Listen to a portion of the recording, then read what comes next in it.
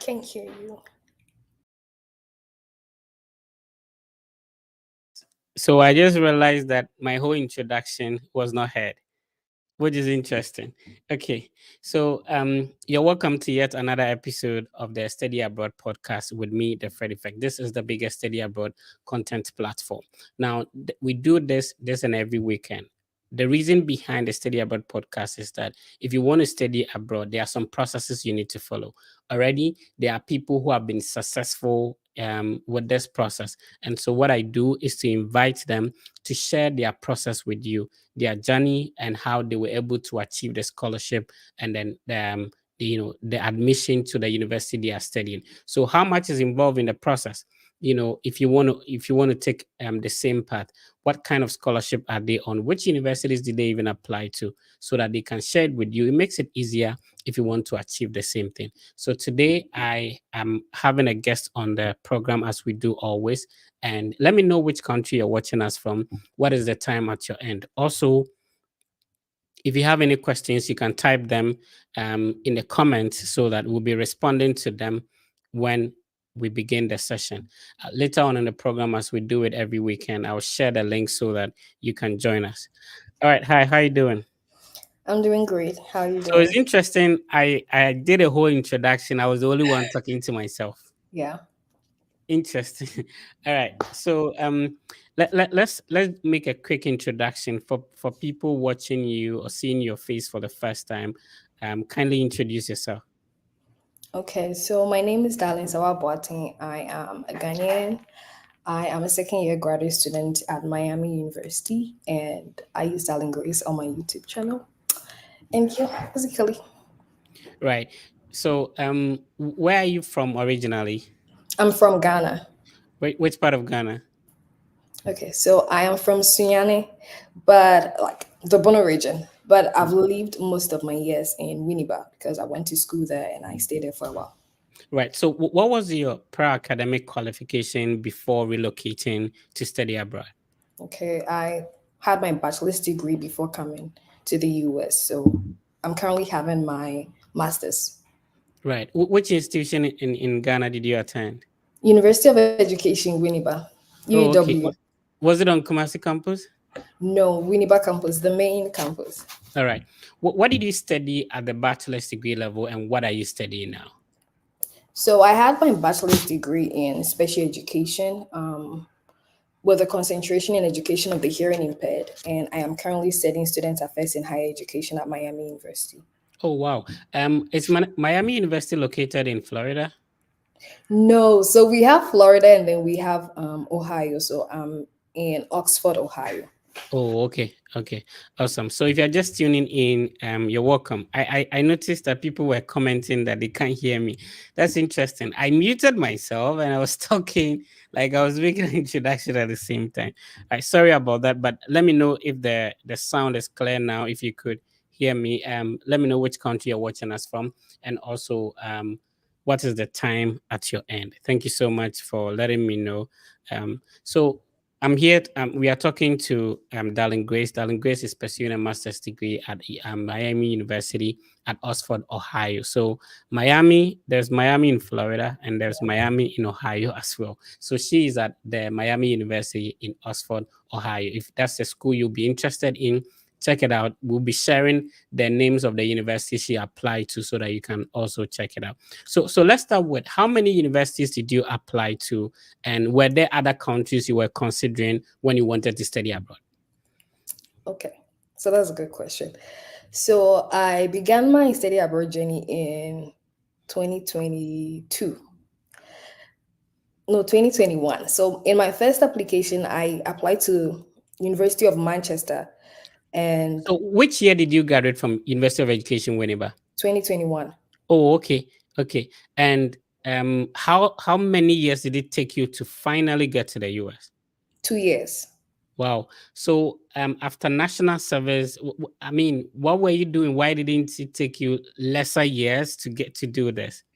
Okay, so I'll talk about that. Mhm. So when I started my application, I didn't know much about the US system. So what I knew was that I wanted to just study abroad. I wanted to pursue my master's abroad. So I applied to University of Manchester. and I got admission into their audiology program. But I did not get funding for the program, so I had to change my application and then try the US system. I think I contacted you some time ago about this whole process, and you were like, there's so many ways you can go about this. And then you spoke to me about trying the US too. And then I diverted to trying the US system, and it worked for me. Wow. All right. So, in terms of the program you studied back home, I want us to start this way. What actually ignited your interest to study abroad?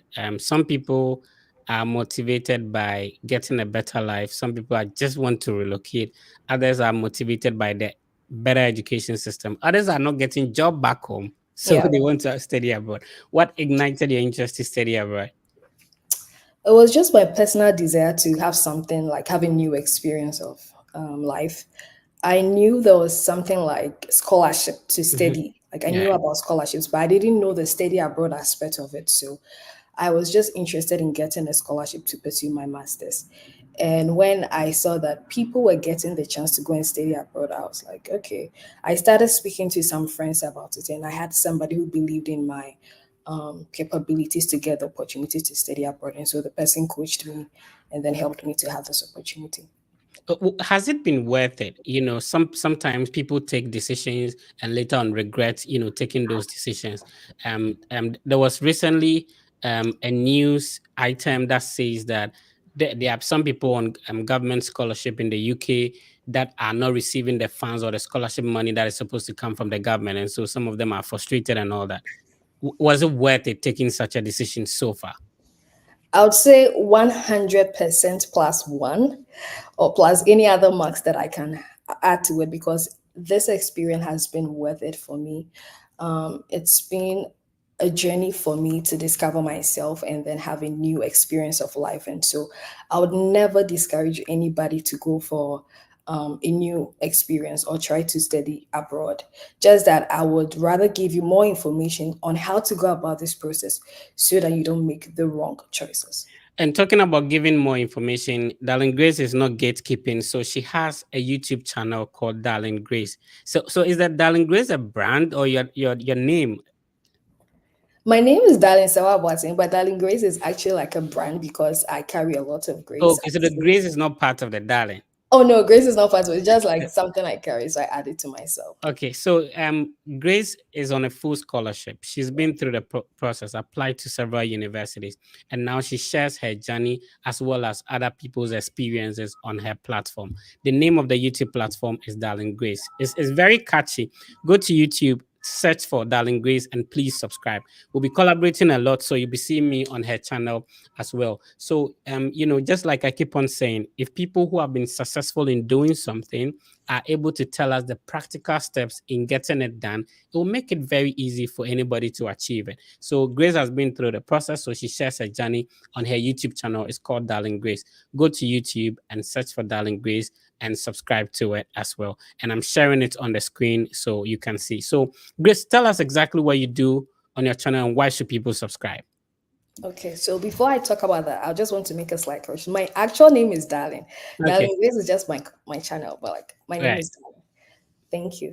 So I share a lot of content about the process of studying abroad and then the visa interview process. Mostly when we start this application process, we are interested in getting admission and then having the opportunity to come without paying attention to the visa aspect of it, which is the final decision as to whether you are achieving your goal or you are not. And so most of the time I talk about the visa and then the interview process, but my content is mostly on study abroad process and then faith as well.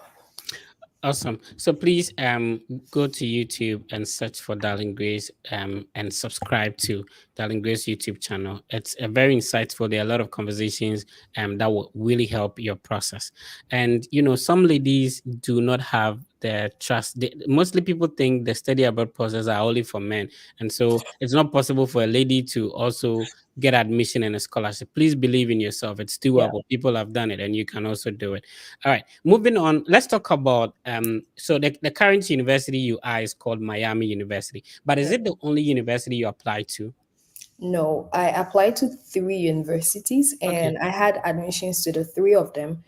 But at the point, I focused on only two, which gave me like full funding, and then I selected Miami University. Yeah. I So applied to, sorry, no I applied problem. to, can I go ahead? Yeah, go ahead. I was going to ask of the university because what we want to normally do Mm-hmm. is to give people the practical, like the step by step. So we Okay. showcase the universities that you apply to, so that if somebody is also interested, they'll visit the website. So Okay. um, let's talk about Miami University. All right. And what did you say the name of the program is? Student affairs in higher education. All right. So for somebody who is hearing about it the first time, how did you hear about it and how did the application go for you? Did you pay an application fee, anything like that?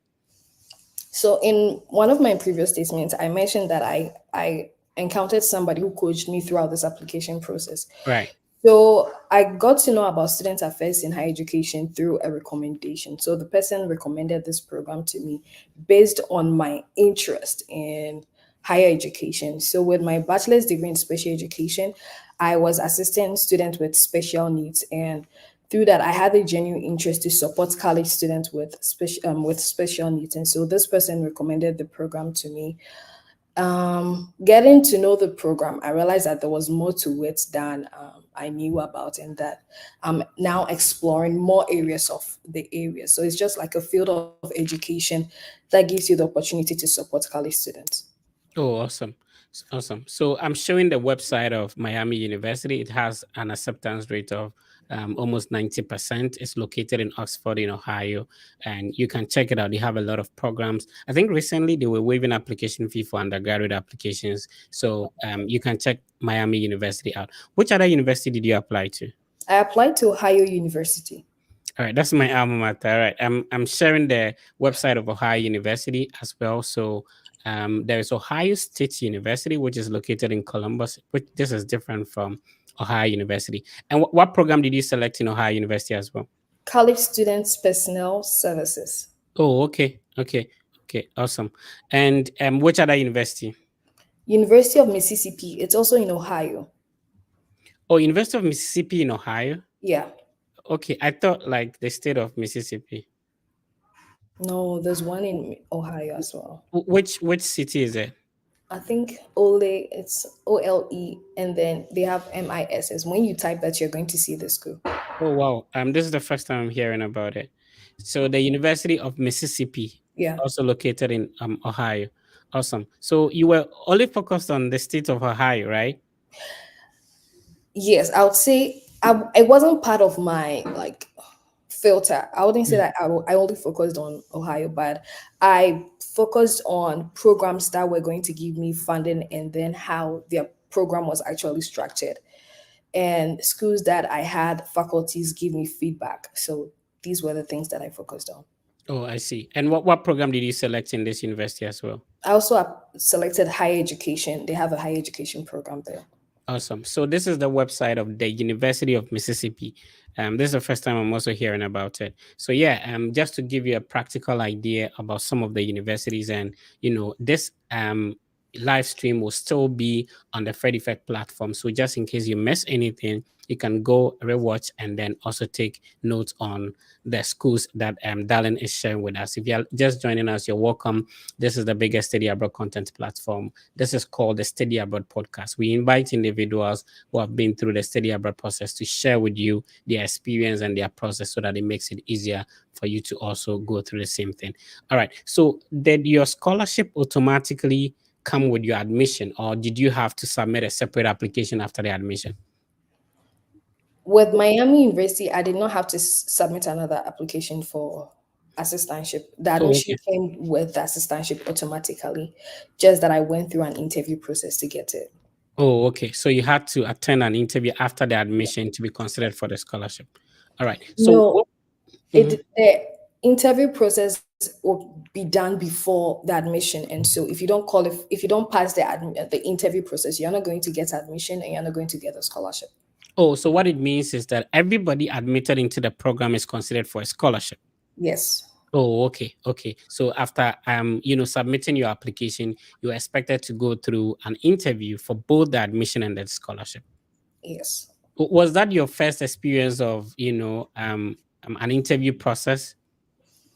That was my first experience. Awesome. All right, let's move on to the other universities. Why did you choose Miami University over the others? Is it that they didn't come with scholarship, or what happened? Were you refused admission? No, I wasn't refused admission. So with I'll start with the University of Mississippi. With the Right. University of Mississippi, at a point I had to, there was a back and forth with my official transcript. And so I feel like if I have two other options, I would want to hold on with that for a while. Even though I had gotten my admission, they were just waiting for my official transcript. And for Ohio, between Miami and Ohio, the only difference was the faculty engagement for me.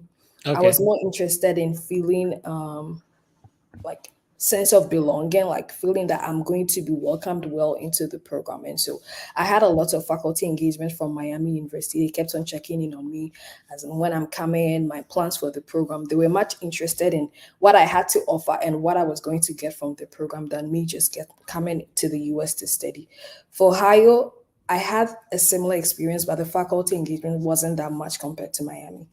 Right. So, in terms of the application, what would you say was the challenge for you in terms of submitting your application? Was it recommendation letters? Was it application fees? And I'll come to the transcript because you said you had to submit your transcript. Did you have to evaluate your transcript from any of the universities you applied to?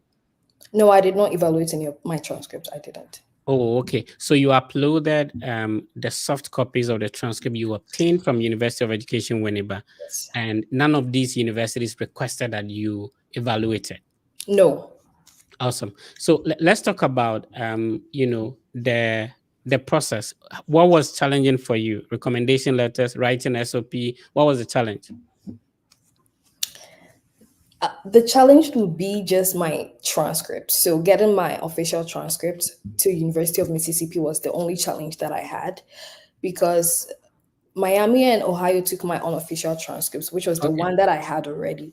But Mhm. University of Mississippi wanted the official one, so I had to post it from my school to the university, and then it kept on not saying missing, but they couldn't find it. And so there was back and forth as in checking up with the university, with the post office, and with the school as well if they had received it. But aside that, I did not face any challenge because I took about a year to work on my SOP. And so before the application season started, I had my SOP written down already. My resume was ready. And as at that time, I was still serving in my department. And so I had my faculty help me out with my recommendations. So I didn't struggle with that.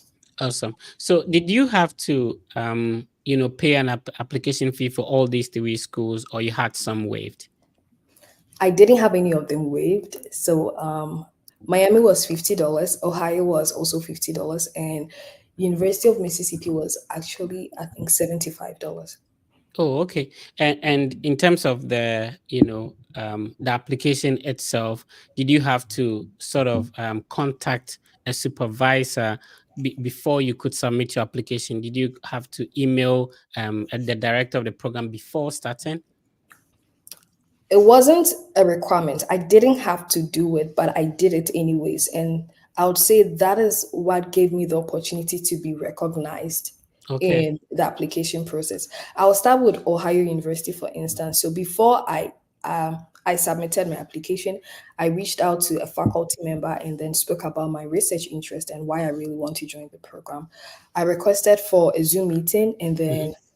then the professor honored my invitation. So we had a conversation. After the conversation, he recommended me for the program. And that Oh, was that. And with Miami, I reached out to a faculty member in talking about my interest in the program. I did okay. not have a Zoom meeting, but during my interview process, the faculty member that I had an interview with, I spoke about my research interest and all the things that I am interested in doing. And I think that is what made my application process very easy for me. All right, that's what made the application process easier.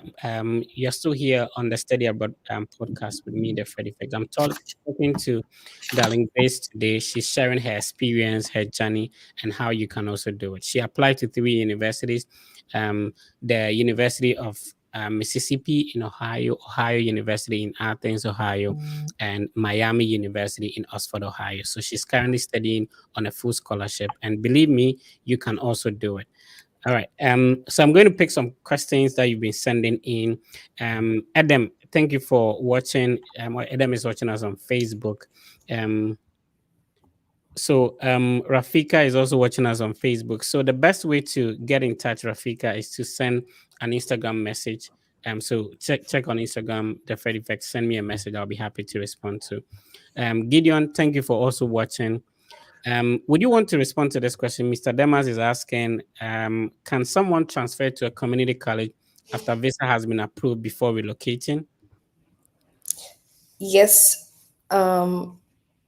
I know there's a process like that for you to transfer your admission to a different school, but as to how that process is done, I don't have much information about that. But I know you're supposed to work with your program coordinator or somebody in admissions to transfer your information to the other school to make that happen for you before you relocate. Right. So, Mr. Demas, what you have to do is to actually enter with the university you got the admission with, because normally your visa will contain the service ID number as well as the name of the school that you went to the interview with. So relax, get into the system, then you can ask to transfer your service from the school to the community college. Remember, you need to gain admission and have the admission letter of the community college to be able to do this. All right, Janet, thank you for watching us from Massachusetts. Which city in Massachusetts are you watching us from?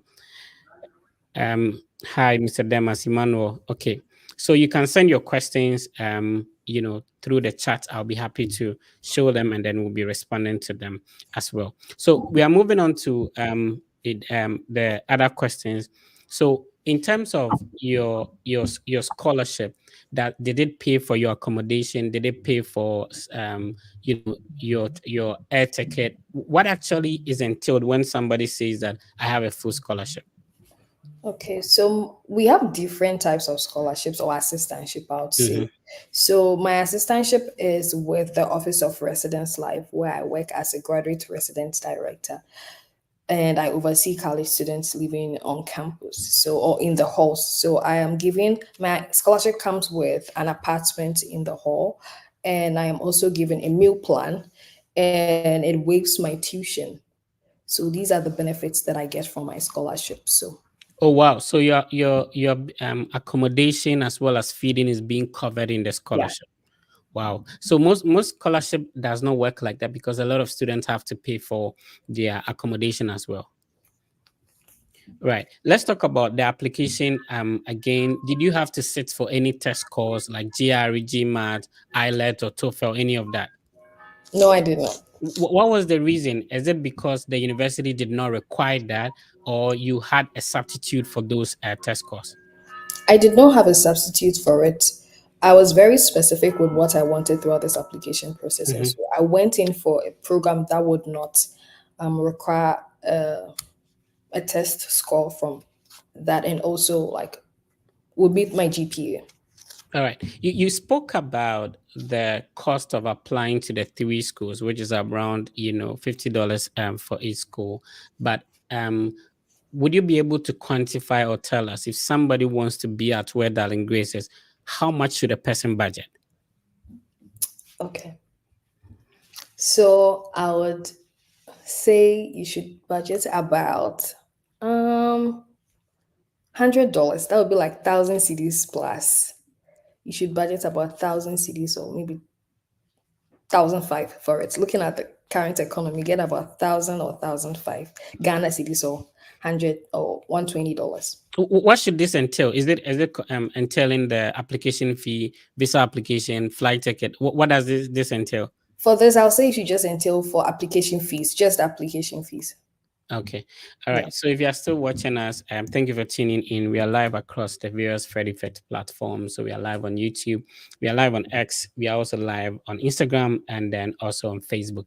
Please consider following. If you want to study abroad, this is the best platform for you.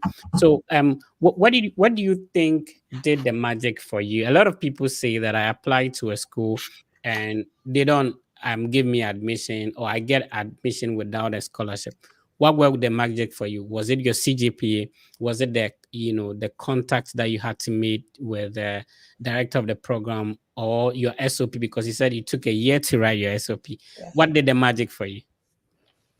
I would say preparation for this whole process, getting ready, like psyching yourself to go through this process, because there were some people that I reached out to who did not even like look at my email or give me feedback on that. So preparation is what helped me through this process. And then having a positive mindset that no matter what happens, I'm going to get this done. Because your GPA matters, but like that is not what's going to get you into the program. So I would say that preparing for the process and then having a positive mindset, as well as reaching out to faculty. It looks as if all the programs you applied to in these three universities were similar. Yeah. And I'm asking that because there's somebody who is asking in the comments that should you use one statement of purpose to apply to all the universities? Is that what you did? I did not use the same statement of purpose for all applications because some of them requested for a different story for you to tell, or like they Mhm. had prompts for you to follow to write your essay.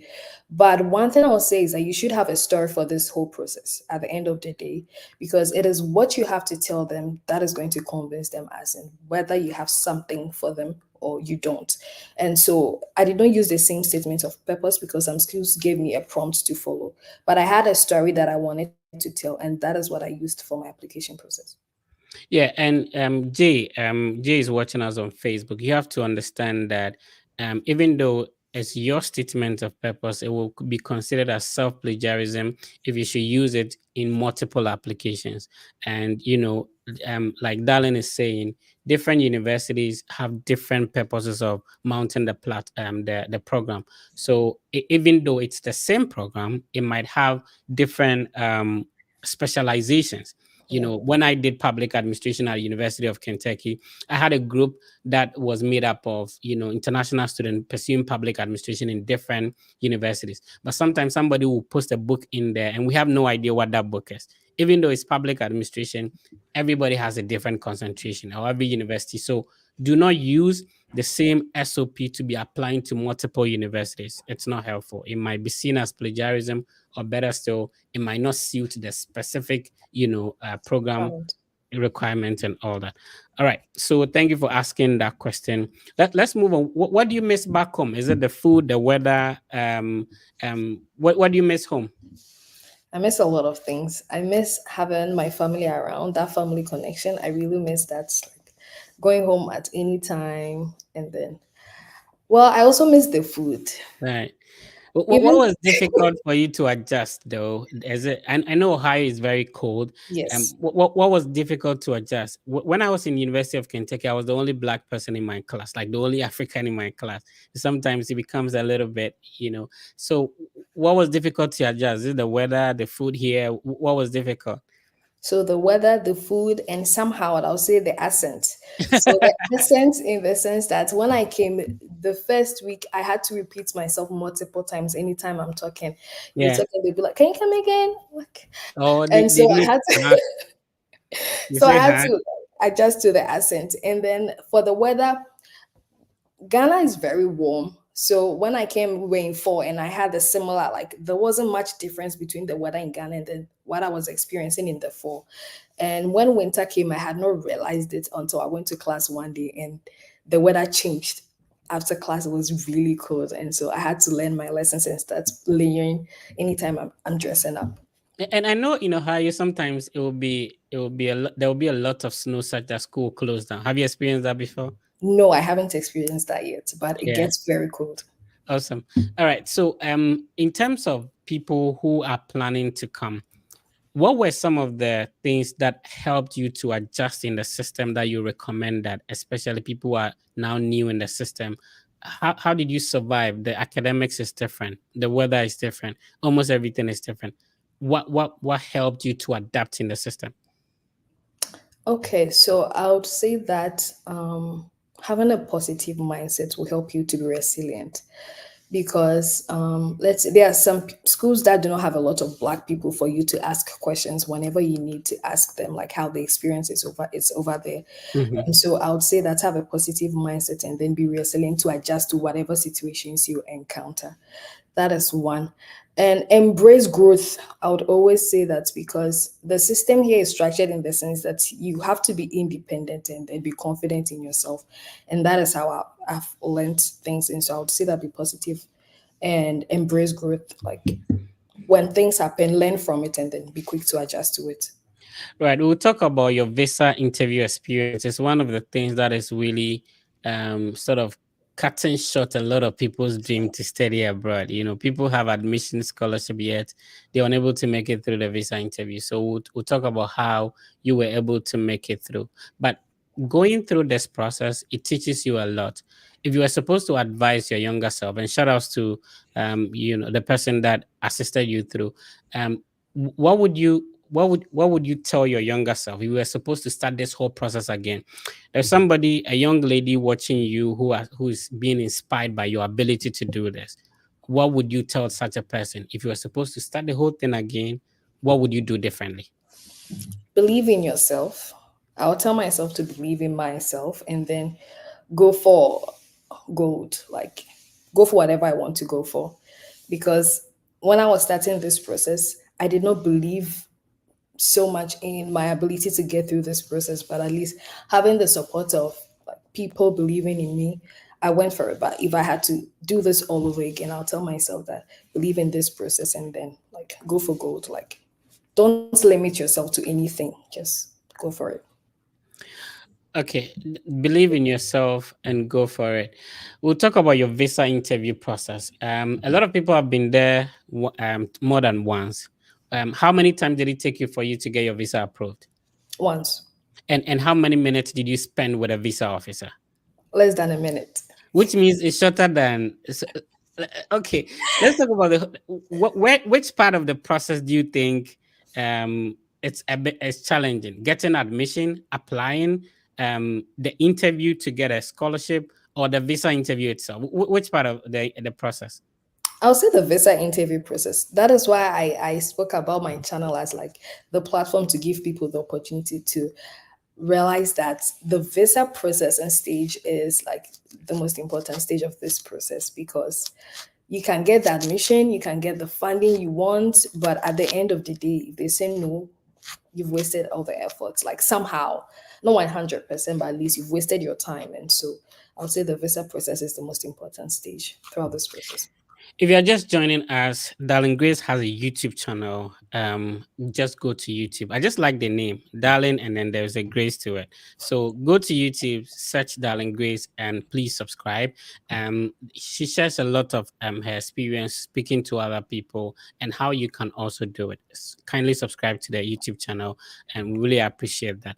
Let's talk about your visa interview process. What was the preparation like for you? Before going for the actual interview.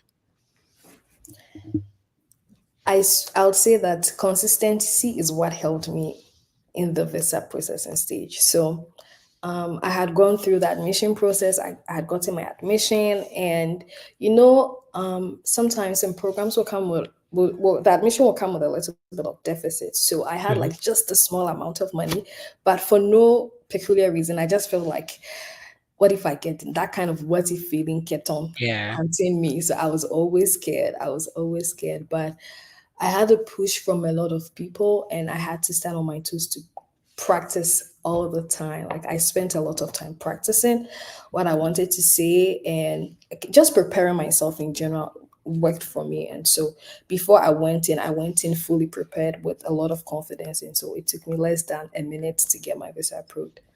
It's been quite some time, but can you share with us what actually the visa officer asked you and what responses did you give to them? Okay. I'm trying to recall what the questions that Yeah, I yeah, so and then you can share. so when I went there actually I've shared this experience on my channel. People can go and watch it. So when I got there, I had somebody in front of me who was so nervous that she was shaking, like she was literally shaking. And it somehow wanted to affect me. And so I tried to encourage the person, even though I didn't know the person from anywhere. When I got there, the viewer was like, I should pass my document and asked me why this program. And then I spoke about my interest in supporting college students. And then they asked me, what do I plan to come and do upon completion of my program? And I said, I didn't even finish talking. And she was like, yo, this has been approved. And that was it. Just these two questions. Do you think your preparation, your school, your scholarship, or your personality, maybe how you dress on that day, what did the magic? It wasn't my dressing because it was just it wasn't my dressing at all. It was just a normal official shirt. I didn't wear anything fancy. It was just a shirt and a down shoe with normal cornrow on. So I would say the magic was preparation, honestly, because I had the confidence. I was ready to explain why I was given this opportunity to come and study. I don't know why we always feel like we are going to be denied, but a friend told me that the VO is not there to deny you. They just want to confirm if you're really coming to study as a student.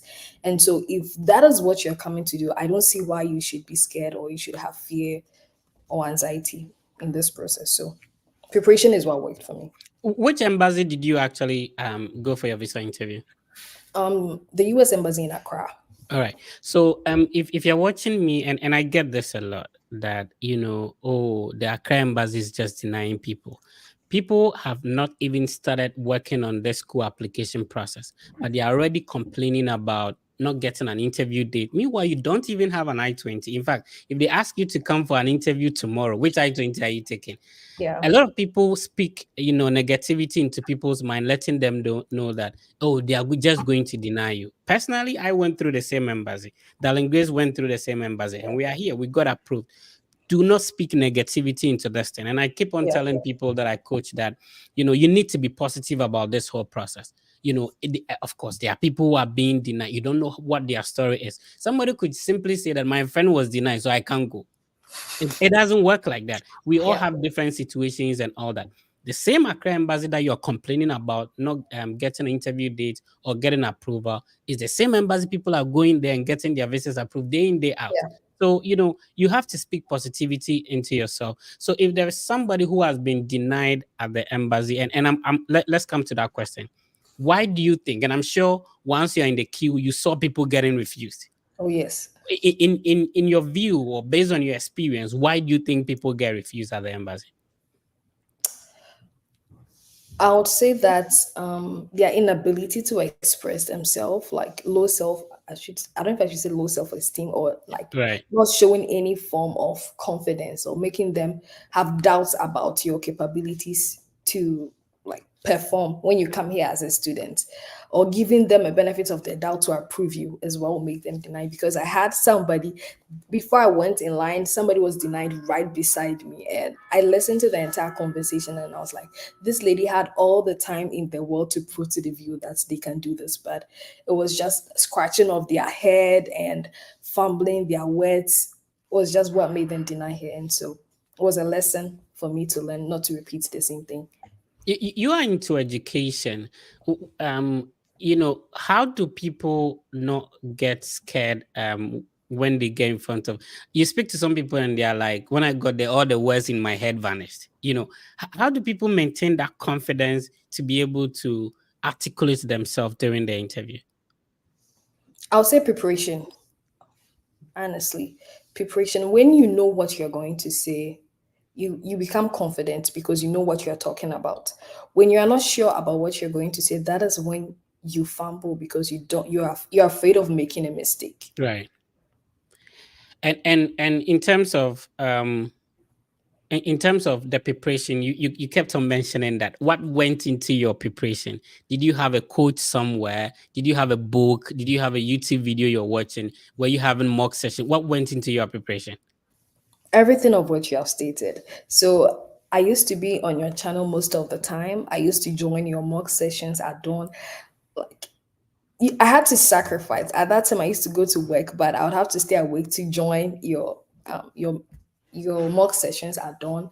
And then even sometimes, even if I'm not going to participate, I had to listen to what people were saying to know how to frame the things that I wanted to say, and also asking questions and making time.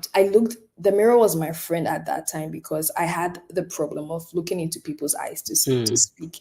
And so looking into the mirror to repeat all the things that I wanted to say, I saw myself as the view. And so I had to convince myself that the view is just like me. And knowing what to say, I don't think I'm going to be scared to say it there. And so preparation came with writing what I wanted to say down and then repeating it several times, practicing it.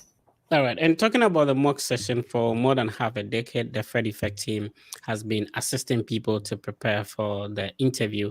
And so, if you want to be part of it, make sure you have an I-20 and you also have an interview day scheduled.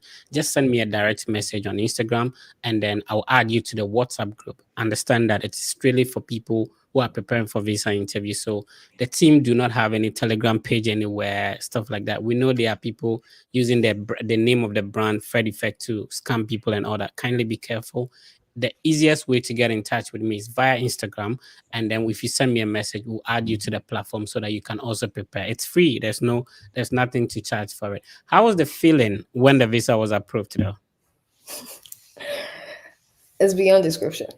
Yeah. Honestly, I didn't believe it. I was like, this did not happen until I went home. I got the message that my visa was ready. I went for it. Like I still didn't believe it until I realized that okay, I'm finally here. Yes, that was how I felt. All right, guys, I've been speaking with Darling Grace. Now it's time for you to come in, and if you have any questions, join the studio live, and then we'll be happy to respond to your questions. She shared the universities she applied to. Remember that the session will still be live on the Fred Effect platforms, and then of course it will be live on Darling Grace platform as well, so you can rewatch it. The videos, the video will still be on there at the under the live session so that you can learn from the information that she has shared so far if you joined us late. So there was somebody I wanted to pull that comment real quick. Okay, so there should be something special about your statement of purpose, talking about you putting it together closer to a year and not having a denial. Some people apply to schools, some universities deny them. So Philip is asking, please, can she tell us or explain how to write a competitive statement of purpose? What was actually into your statement? What was the spice put into your statement of purpose that made all these schools admit you? Okay, so like I said, I took time to write my personal statement, and in my personal statement, what I learned about writing a competitive personal statement is making every paragraph important. So you should have at least like three or four paragraphs that you want to address, and each of them must cover something. So in my first paragraph, I wrote about um, I went straight to the point to talk about why I'm interested in the program and what piqued my interest to come and study the program. In my second paragraph, I addressed my educational background and what I had done, the volunteers I had taken, and any community service I had also done. In my third paragraph, I spoke about my interest in joining the program and what I believe the program is going to do for me. And then in my last part one, I spoke about my future ambitions after pursuing my master's. If I want to go into a PhD or I would want to come back to my country to support them, whatever I wanted to do, I put it in my last but one paragraph. And then in my final paragraph, I spoke about my confidence in the program being able to support me and then giving them the assurance that if I'm given the opportunity to come study into the school, I will do my best to see to it that I'm doing what I've been asked to do. And so I really structured it up to give a good statement of purpose. I like the way you laid it out. Do you have a video on your channel explaining this? No, you should have a video on this. I will. Yeah, so she has clearly given out step by step and what should go into your paragraph. I think if you listen to this, you should be able to come up with a very good paragraph. Did you, or as a very good statement of purpose, did you get some people to proofread it for you, or what did you do after that? Yes, I did. I had friends already studying here, those who had already gotten the opportunity, knew what should go into the personal statement, read over it, and then also give me insights on what corrections I need to make about that, and that helped me get it right. Awesome. So this is where you come in. I shared the link which you can use to join us on the various social media platforms. So you can click on it and then please make sure your video is on and ask Darling Grace all your questions. Understand that she has put a lot of information on her YouTube channel. It's called Darling Grace. Go to YouTube, search for Darling Grace, and please subscribe to the channel. Thank you so much. So a lot of people would be joining us as time goes on, but let's be reading some comments as well. So Sylvester is saying, awesome. Yeah, I really like how there's nobody who has been able to explain the statement of purpose like the way you've done it step by step. I Yeah. appreciate that. Emmanuel Ajikum is saying, thank you, darling. Um, okay, the interesting question. What was the point of entry experience like? It was smooth. That's the first thing. But I don't know. I don't know if it's a natural feeling, but like so far as you're leaving your country, you always have that what if something happens, or like what if something goes wrong? But I was just prepared. So far as I wasn't doing anything wrong, I was just prepared. And so I went through the port of entry smoothly. There was no problem. I made sure that my I-20 was with me, like very close, that I wouldn't have to struggle to get it out in case I need to bring it out. And so I'll say like it was just smooth. Right. Somebody's asking about the CGPA requirement of the program you applied to. Okay, so I don't know the GPA they are taking, but mostly it's 3.0 or at most 2.75, but 3.0 would be best. Right. And Drian is asking, please, I want to ask if the interview before admission at Miami. Did you say the interview was at Miami? Yeah, it Um, was at Miami. okay. Is it program specific or general? That's what she's asking.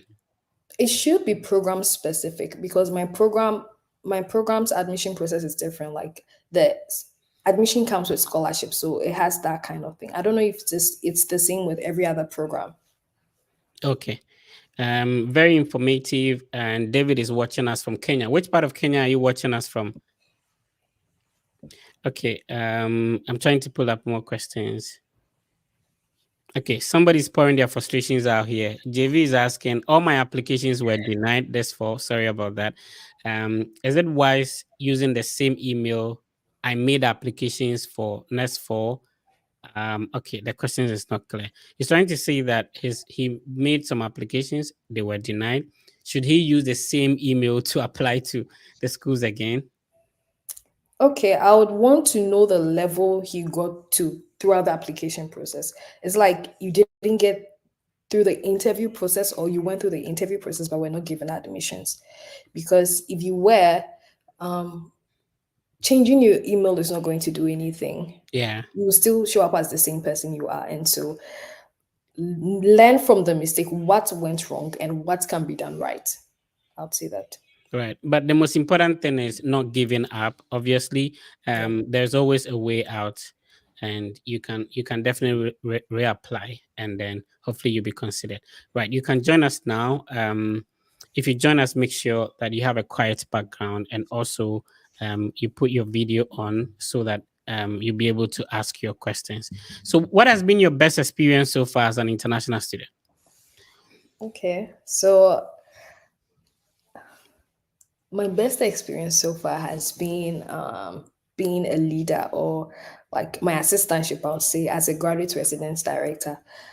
I have the opportunity to connect to like diverse students. I get to meet a Mhm. lot of people. And so connecting with them, having to lead them, supervise them is one of the best experiences that I've had so far since being here, because I get to see a different side of myself and I like it. Right. I get to see a different side of myself and I like it. You can also benefit from, studying abroad. So your dream of studying abroad, has it been fulfilled? Is it yet to be fulfilled? Is it an illusion you had which cannot be fulfilled? How is it for you? Okay, so So like it's when I out. was coming When I was coming, I thought like immediately I get here, I will start shipping cars home and Ah, building calm stuff with down, it. calm down, calm down. So It doesn't how work was that way. yours? It's in the process of being fulfilled. I would say that because the exposure that I've had has given me a different perspective of life, and um, I'm currently like learning a lot of things that is making me feel like I need to set new values for myself and the things that I want to achieve. And so let's say that if I wanted to achieve one, I feel like one is too small for me now, and so I have like a bigger goals that I want to achieve right now. So I said it's in the process of being achieved. Okay, in terms of as a student, being a resident director, serving as a teaching assistant, you have your own assignments, stuff like that. You have to call family back home. How what do you do to be able to juggle all this at the same time? Okay, so since I moved to the US, Google Calendar has been my best friend. At this point, I can't function without Google Calendar because the least thing that I have to do, I need to schedule it. Time management has been a factor in helping me get all my things done, like managing my time, scheduling things to know that this is what I have to do, and then making sure that I do it no matter what is what has helped me. So, time management has been a factor. And what would be your advice to somebody who wants to study like you, get a scholarship and study abroad? Probably the person do not have a leeway like how to start the whole process. If you were supposed to talk to somebody, telling the person this is how I did it, where would you start from? I would tell the person to make use of resources. We live in an open world where we have everything that we need to, but if you don't make time to look for all those things, you're never going to find them. I remember when I wanted to do this, I reached out to you, I reached out to Kingsford. Amazingly, I had to get Kingsford's number to contact Kingsford, like, hey, I'm interested in doing this. And what Kingsford told me was that he just sent me a voice note telling me that you need to scout for the schools, go and scout for the schools. I was like, this is not what I want to hear. Tell me what to do.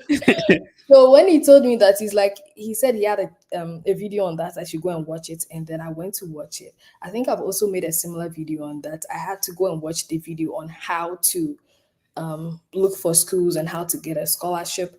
I started scouting for the schools as Kingsford told me, and then it became easier for me. I was like a scammer. I was always on my laptop looking for schools, looking for scholarship, reaching out to faculty, and that helped me. So you have all the resources, you have human resources, and all that you need on internet too. So just add it. Somebody's asking a very important question. What is your take on using AI to write a statement of purpose? Okay. So when one of the viewers asked me a question, I told the person that this study abroad process is telling your own story and then Right. convincing the admissions committee why they should give you the opportunity to come and study. Mind you, you're having about 1,000 applicants to the same thing. When everybody wants what you want, what do you do to stand out? So AI is going to give the same 1,000 people the same story to tell. Yeah.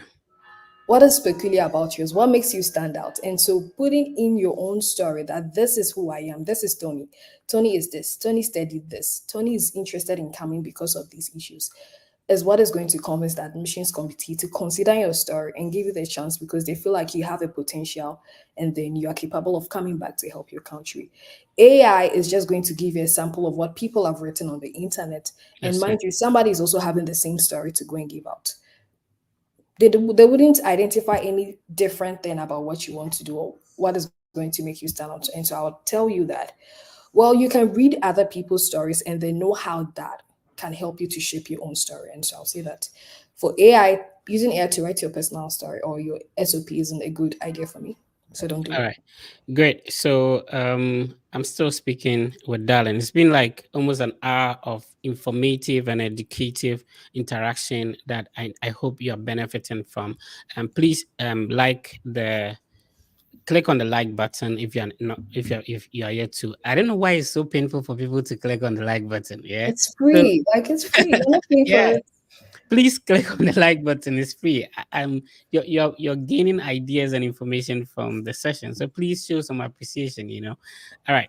Let's see if we can get to talk to Hala. Hala, kindly put your video on if you can and unmute your microphone and go ahead. So Mami Sawa is saying inspiring and Hala, please go ahead.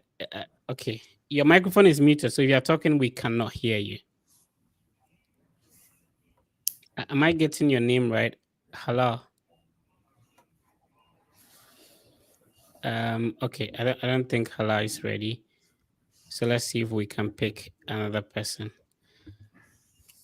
Hala, you have to unmute your microphone and then put your video on if you want to speak. Right. So you can also put in the request. I'm sharing the link in the comment section. It's been also shared on Twitter and Facebook as well. I shared it on the community post of the YouTube. So you can click on it and then request to join so that you ask your questions as well. All right. Let's see who we have here. Anas is trying to join, but it's not working. Anas, you have to leave and request to be on again.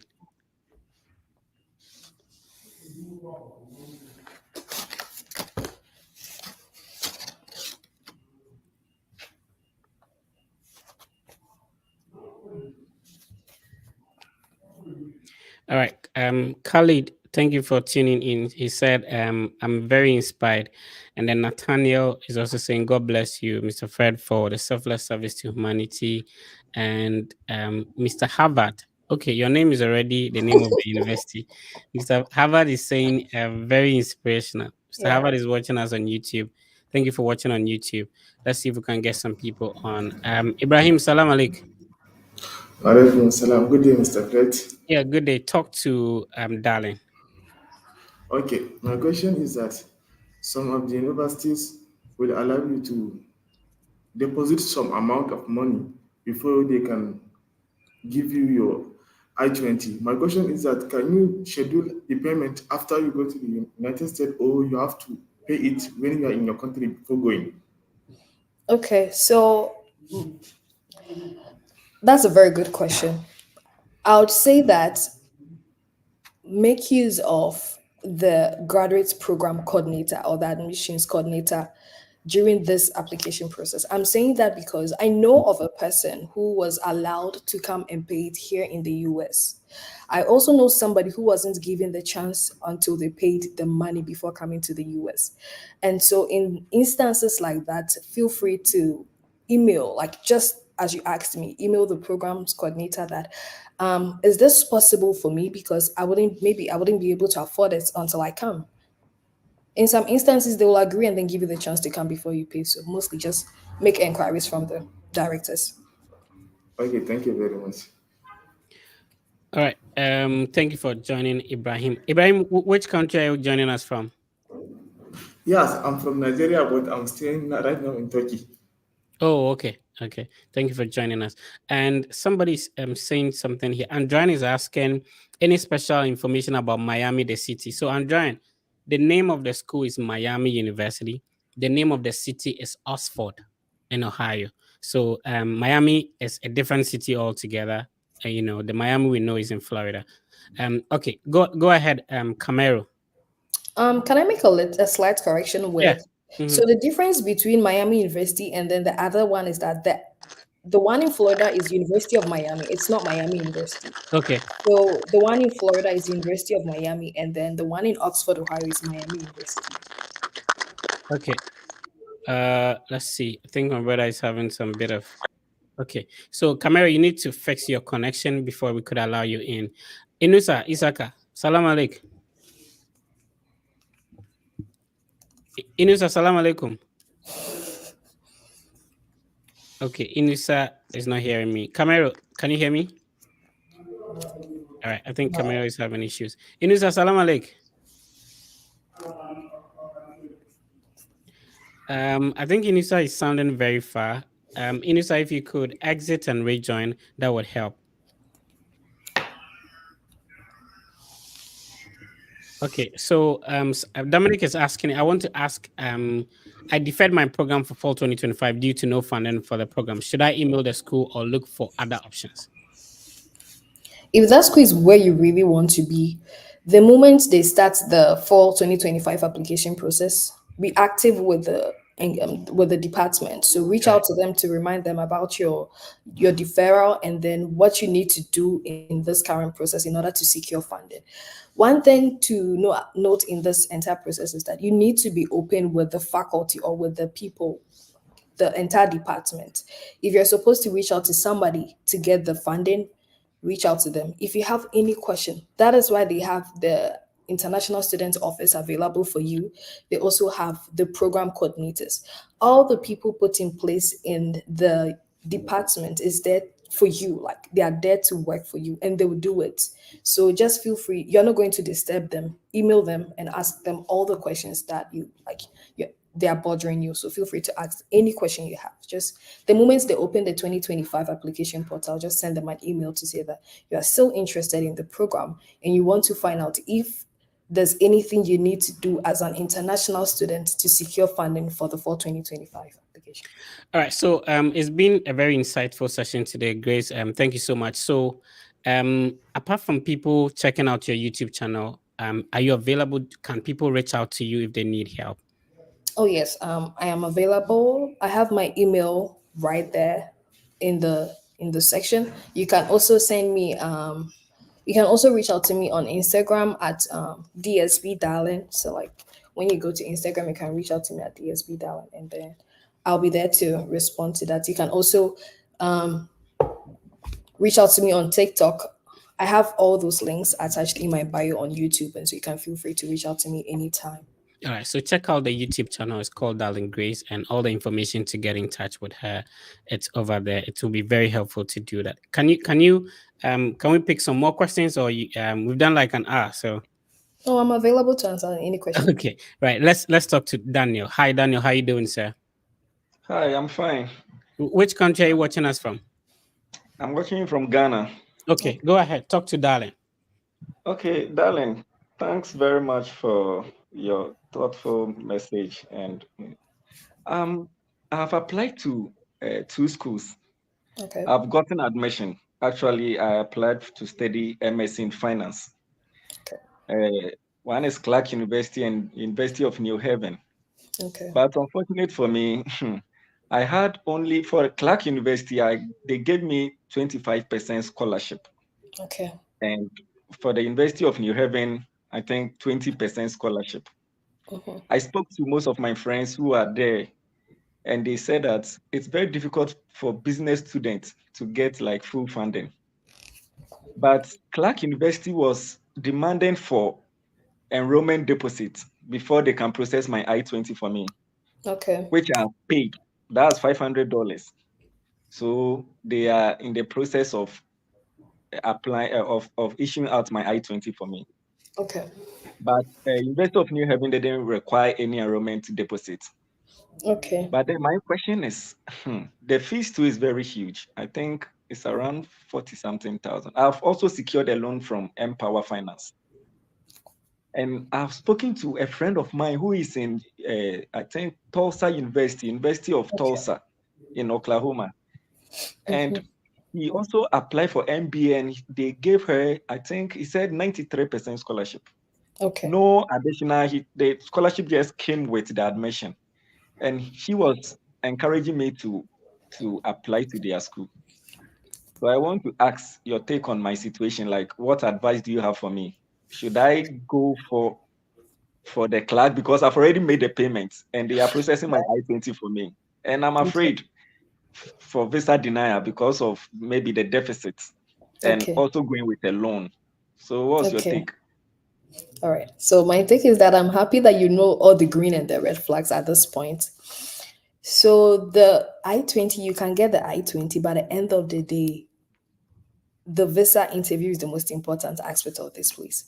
And so if you can see that going for your interview with like a huge deficit is a red flag, I would ask you to pay attention to that.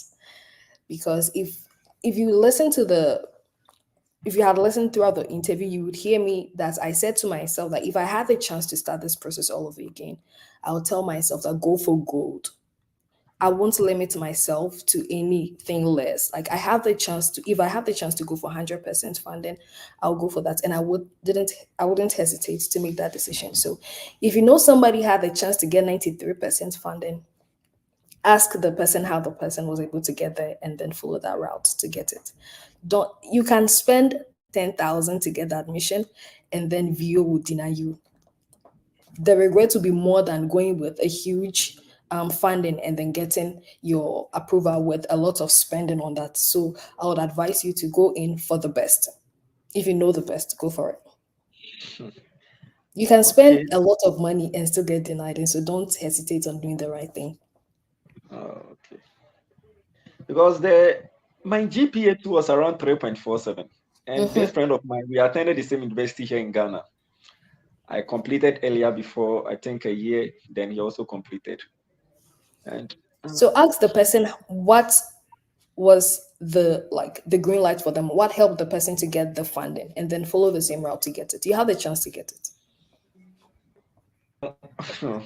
my Okay, $500 is so gone. what you also have to understand is that there's nothing like, a comparison or anything like that. So your friend's admission and scholarship does not automatically calculate into you getting that. So don't make that comparison that your CGP stuff Sure. like that. No, people have different ways Yeah. and stuff like that. So don't make it sound that way. Nice talking to you. Let's talk to Joy. Joy, please unmute your microphone and go ahead. Joy, can you please hear me? Okay, Joy is not ready. But let's see if Inusa. Hi, Inusa. Okay, Inusa is having network issues. Demask, please unmute your microphone and go ahead. Hello, Mr. Fred. Yeah, please go ahead. Talk to Darling. Okay. I'm the one who asked the question about the transferring to the community college. Yeah, go ahead. I wanted to know, like, I was considering the cost of attendance per semester. My deficit is 2,000, like $20,000, and Have you the secured percentage. a visa already? No, please. Okay, so then that should be the focus. Try and secure a visa. In terms of transferring, it would be ideal to, get the visa, get into the system, then you transfer to that particular community college. So for now, the focus will not be on the transfer, but the focus will be on getting the visa. Once you get the visa, then we can have a proper conversation from there. All right. Thank you for joining, Dema. Let's see if Camero can now hear us. Hi, Camero. How you doing? Good. Which country are you watching us from? From Ghana. I like your forehead. You're very handsome. Call me Kuma. Go ahead with your question, sir. Actually, Oh, it's quite unfortunate. Camero, your network. Which part of Ghana are you? Which country are you? I mean, Oh man. What do you say? I can't hear you. Oh, okay. My brother's network. Inisa is also not able to connect. And all right. So we'll end it here for today. We have more than 1,000 people watching us across our platforms. And thank you for tuning in. Click on the like button, subscribe to the Darling Grace YouTube channel as well. We'll be collaborating a lot. So there'll be a lot of insightful content coming your way. So what will be your final words to anybody who had opportunity to listen to your inspiring story today? Okay. So I have just one thing to tell the viewers today. I would Right. tell them that they should believe in whatever they want to do, trust their instincts, and then make use of resources. They should just believe in themselves and go for gold. All right. It's been an insightful session. Thank you for making time and sharing your experience. We really appreciate you, darling Grace, and hopefully we'll connect on your channel as well. Yeah, thank you so much. It's been very educative and informative. All right. So it's been another insightful session of the Study Abroad podcast. If this is your first time tuning in, you're welcome to the biggest Study Abroad content platform. On this side, we only keep it positive, and we rise by lifting others, right? So we are not gatekeeping. We've been through the process. We made mistakes. For you to be successful with your process, we are telling you how we did it and how you can also, go about it. Now, my friend Waka Waka Doctor, normally he says that if where you want to move to is better than where you are, then it makes sense to do so. So if you look at your current situation, and it has always been like that, the study abroad route is the easiest way to locate into any country you want to go to.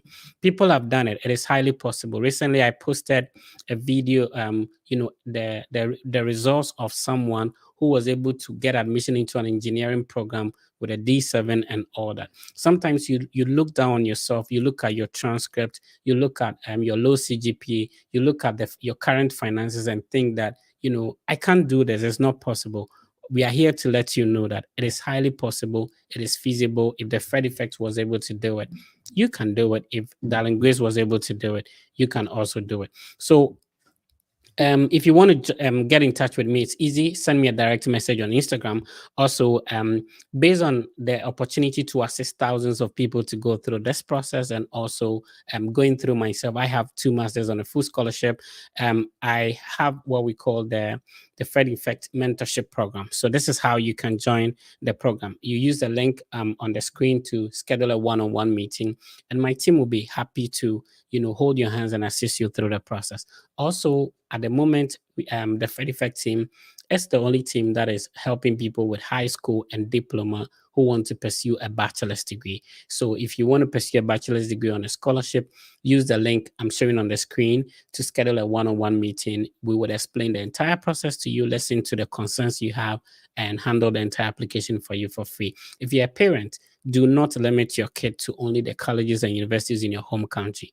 There are a lot of scholarships and opportunities abroad. And most importantly, most of the universities abroad would not even require you to pay an application fee.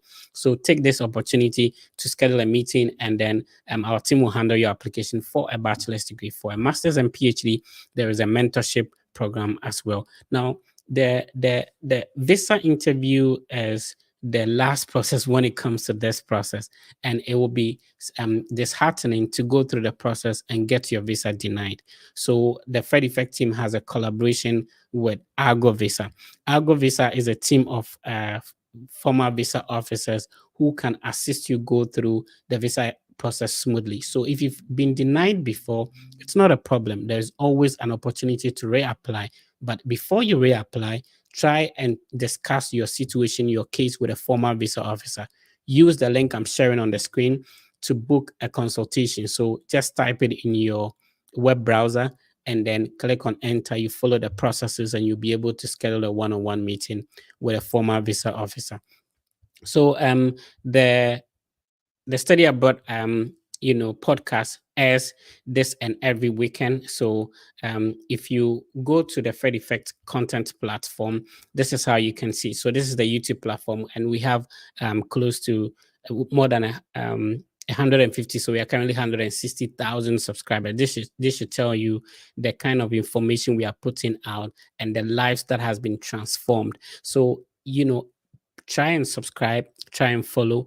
If you do that, you are in a way contributing to other people's success as well. If you share, you are helping other people closer to their goal as well. So most of the some of the resources or the funds that come out of what we do on the Fred Effect platforms are also used to support other people who are going through the process. So this semester alone, we collaborated with other people to support individuals who have gotten their visas but were struggling to get funds for flight ticket to support a lot of people. So if you click on the like button, if you click on the subscribe button, if you follow, you're also contributing to helping other people achieve their goal. And who knows, it could be a colleague of yours, a family member of yours, or it could be you who will be needing help in the future if you reach out to the team. So all the sessions that we've had so far, we've interacted with a lot of people, including admission officers from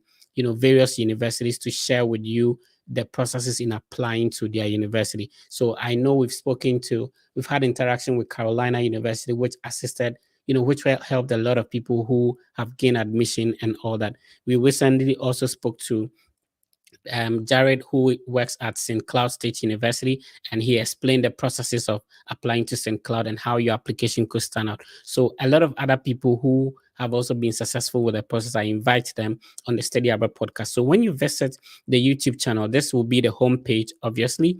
But if you go to the live sessions, that is where you see all the podcasts, including this very one will be under the live session. So take your time and be watching them, and take ideas and information from, it's always an informative session for each and every session that we have. So yes, it's been an insightful session. My name is Fred. This has been the Fred Effect. I need you to be positive and know that everything will be fine.